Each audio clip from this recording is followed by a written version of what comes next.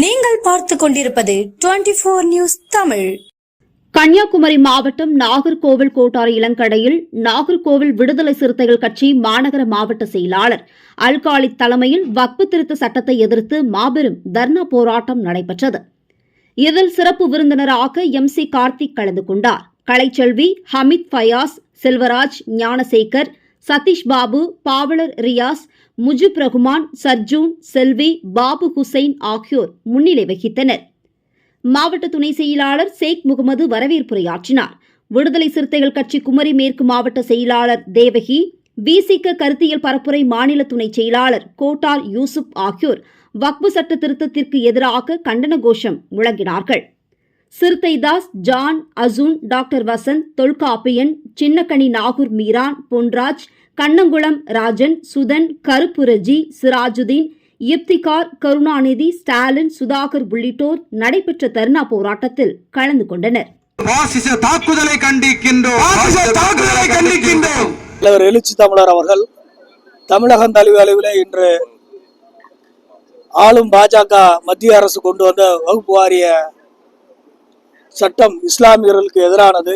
ஒட்டுமொத்தமான ஜமாத்துகளுக்கு உள்ளடக்கி இருக்கக்கூடிய அந்த சொத்துக்களை அபகரிக்க நோக்கத்தோடு பாஜக அரசு கொண்டு வந்த இந்த வகுப்பு வாரிய திருத்த சட்டத்தை, அமெண்ட்மெண்ட் ஆக்டை திரும்ப பெற கோரி தமிழகம் தழுவிய அளவில் கண்டன ஆர்ப்பாட்டம் அனைத்து மாவட்ட தலைநகர்களிலும் நடந்து கொண்டிருக்கிறது. இன்று கன்னியாகுமரி மாவட்டத்தினுடைய மாநகர் மாவட்ட அல்காலித் அவர்கள் தலைமையில் கூட்டணி கட்சியுடைய இந்தியா கூட்டணி கட்சியினுடைய தலைவர்கள் உள்பட அனைத்து கட்சி மாவட்ட பொறுப்பாளர்களை ஒருங்கிணைத்து SCB உள்பட அனைத்தையும் இஸ்லாமிய இயக்கங்களையும் ஒருங்கிணைத்து இந்த கண்டன ஆர்ப்பாட்டம், பாஜக அரசு எப்படி CAA போன்ற சட்டங்களை திரும்ப பெற்றதோ அதேபோல் இந்த சட்டத்தை ஏற்கனவே தமிழக அரசு சட்டசபையில இந்த சட்டத்தை நாங்கள் நடைமுறைப்படுத்த மாட்டோம் என்று தூக்கி எறியப்பட்டிருக்கிறது.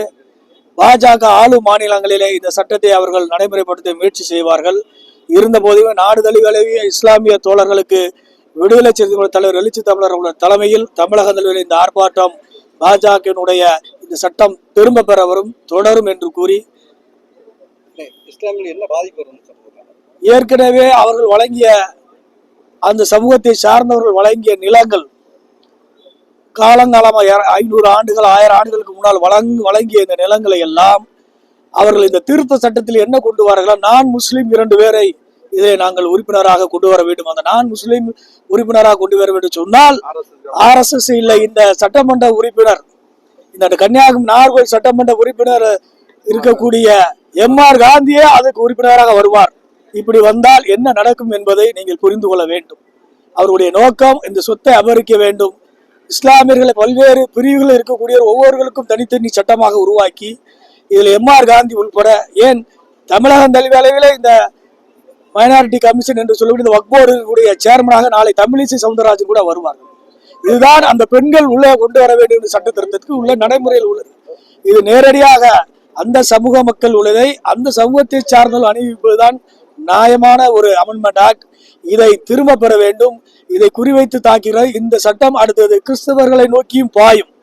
கத்தோலிக்க சர்ச்சுகளையும் டயோசிஸ் பெருவழிக்காக இருக்கக்கூடிய பெரும்பான்மையான இடங்களை கையகப்படுத்த வேண்டும் என்பதற்காக இது முதல் கட்ட தொடக்கம் இஸ்லாமிய சமூகத்தின் மீது தாக்கப்பட்டது என்பதை விடுதலை சிறுத்தைகள் பகிரங்கமாக இதை கண்டிக்கின்றோம். இந்த பாசிச பாஜகவினுடைய சித்துகளை எல்லாம் இந்தியா கூட்டணியுடைய தலைமை தமிழ்நாட்டில இந்த எழுச்சி தமிழர் திருமாவளவன் அவர்களும் விடுதலை சிறுத்தைகள் இருக்கும் காலகட்டத்தில் யாரும் இந்த மண்ணை, இந்த சட்டத்தை அமெண்ட்மெண்ட் பண்ண முடியாது என்பதை நாங்கள் விடுதலை சிறுத்தைகள் தெளிவாக பதிவு செய்கின்றோம்.